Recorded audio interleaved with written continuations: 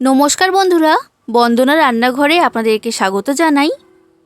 আজ আমি আপনাদের সাথে একটা ইভিনিং স্ন্যাক্সের রেসিপি শেয়ার করছি। ডিমের চপ, ডিমের কাটলেট এইসব তো অনেক খেয়েছেন, তাই একবার এই নতুন ধরনের ডিমের স্ন্যাক্সটা বানিয়ে খেয়ে দেখুন। এটা দেখতে যতটা সুন্দর, খেতেও হয় কিন্তু খুবই ক্রিস্পি আর খুবই টেস্টি। আমি আপনাদেরকে গ্যারান্টি দিচ্ছি, এটা একবার বানিয়ে খেলে বারবার বানিয়ে খেতে মন চাইবে। তাহলে বন্ধুরা, আপনারা পুরো রেসিপিটা দেখুন, আশা করছি ভালো লাগবে। আর রেসিপিটা ভালো লাগলে লাইক, শেয়ার, কমেন্ট করে দেবেন। আর আমার চ্যানেলটা সাবস্ক্রাইব না করা থাকলে অবশ্যই সাবস্ক্রাইব করে দেবেন। এই স্ন্যাক্সটা তৈরি করার জন্য আমি নিয়েছি 3টে ডিম। এবার ডিমগুলোকে একটা বাটির মধ্যে ভেঙে নিয়ে নিচ্ছি। আপনারা চাইলে ডিমের পরিমাণটা এখানে বাড়িয়ে নিতেও পারবেন। এবার ডিমের মধ্যে দিচ্ছি পেঁয়াজ কুচি।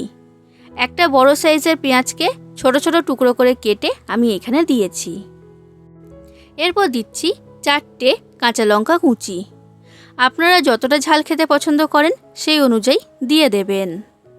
স্বাদ অনুযায়ী লবণ ডিমের মধ্যে দিয়ে দিলাম। এবার দিচ্ছি হাফ চামচ চাট মশলা। চাট মশলা দিলে এটা খুবই মুখরোচক খেতে হয়।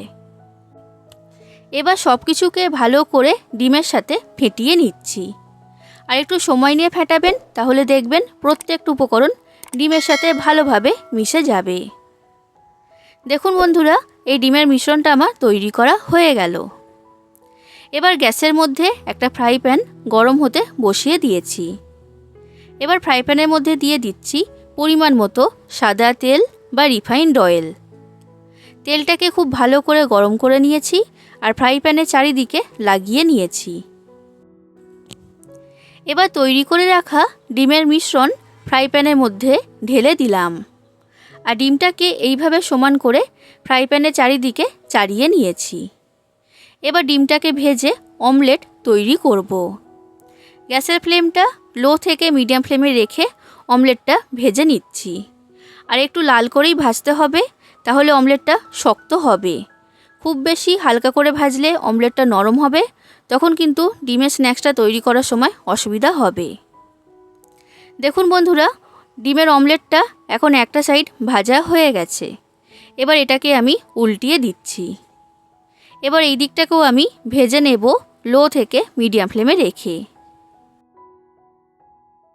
ডিমের অমলেটটা ভাজা হয়ে গেছে, এর থেকে বেশি লাল করব না। এবার এই ডিমের অমলেটটা একটা থালার মধ্যে আমি ঢেলে নিলাম।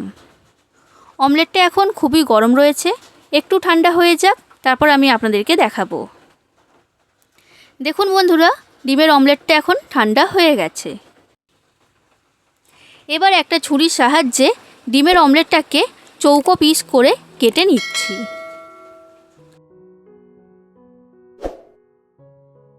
তো অমলেটটা আমার কাটা হয়ে গেছে, আর আপনাদেরকে আমি দেখিয়ে দিচ্ছি পিসটা কেমন করেছি। দেখুন, এই রকম করে কেটে নিয়েছি। এখন এই অমলেটটাকে সরিয়ে রাখছি, এটা পরে কাজে লাগবে। এরপর আমি একটা ব্যাটার তৈরি করব। তার জন্য আমি এখানে নিয়েছি 1 বাটি বেসন। এরপর দিয়ে দিচ্ছি চালের গুঁড়ো। যে বাটির মাপ করে 1 বাটি বেসন নিয়েছি, ওই বাটির মাপ করেই আমি এখানে নিয়েছি হাফ বাটি চালের গুঁড়ো। এই মাপটা কিন্তু আপনারা ঠিক রাখবেন। এবার দিচ্ছি 1 চামচ চিলি ফ্লেক্স। চিলি ফ্লেক্স যদি না থাকে তখন আপনারা লঙ্কার গুঁড়ো এখানে ব্যবহার করবেন। আর ঝাল যতটা খেতে পছন্দ করেন সেই অনুযায়ী দিয়ে দেবেন। এবার দিচ্ছি স্বাদ অনুযায়ী লবণ।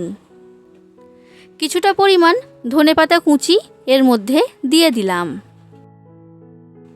এবার সব কিছুকে ভালো করে মিশিয়ে নিতে হবে।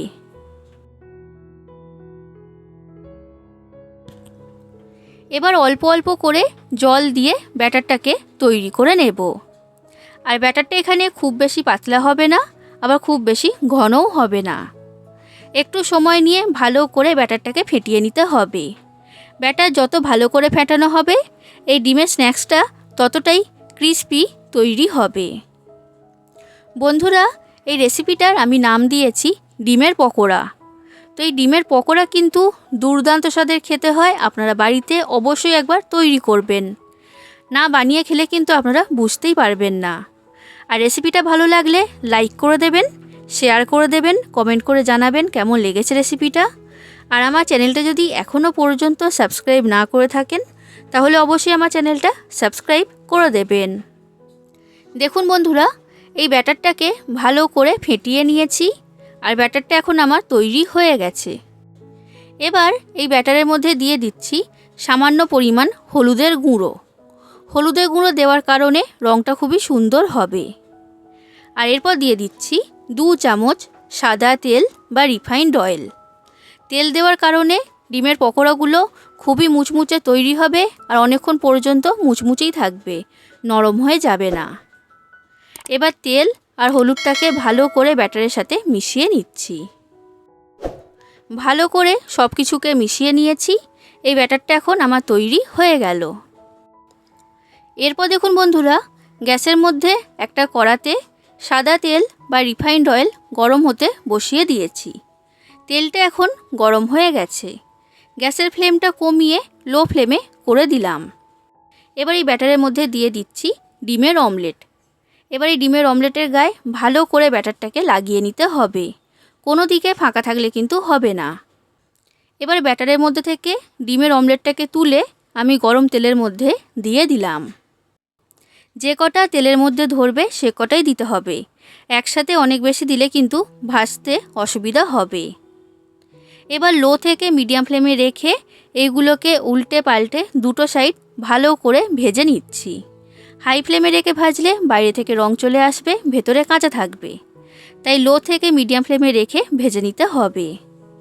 এগুলো খুবই মুচমুচে তৈরি হয় আর খুবই টেস্টি খেতে হয়। আপনারা বাড়িতে অবশ্যই একবার তৈরি করবেন। দেখুন বন্ধুরা, এই ডিমের পকোড়াগুলো আমার ভাজা হয়ে গেছে। এবার তেলের মধ্যে থেকে এগুলোকে তুলে নিলাম। এগুলো খুবই মুচমুচে তৈরি হয়েছে। এবার ঠিক একই রকমভাবে বাদবাকি সব ডিমের পকোড়াগুলোকে আমি ভেজে নেব।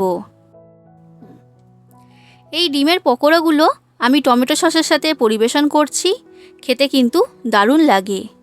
আর ডিমের পকোড়াটা ভেতর থেকে কেমন তৈরি হয়েছে সেটাও আমি আপনাদেরকে দেখিয়ে দিচ্ছি। দেখুন, খুবই সুন্দর হয়েছে। তাহলে বন্ধুরা, আপনারা বাড়িতে এইভাবে ডিমের পকোড়া তৈরি করবেন আর কেমন লেগেছে সেটা কমেন্ট করে আমাকে জানাবেন। আজ আসি বন্ধুরা, আবার দেখা হবে অন্য কোনো দিন অন্য কোনো রেসিপির সাথে। ধন্যবাদ।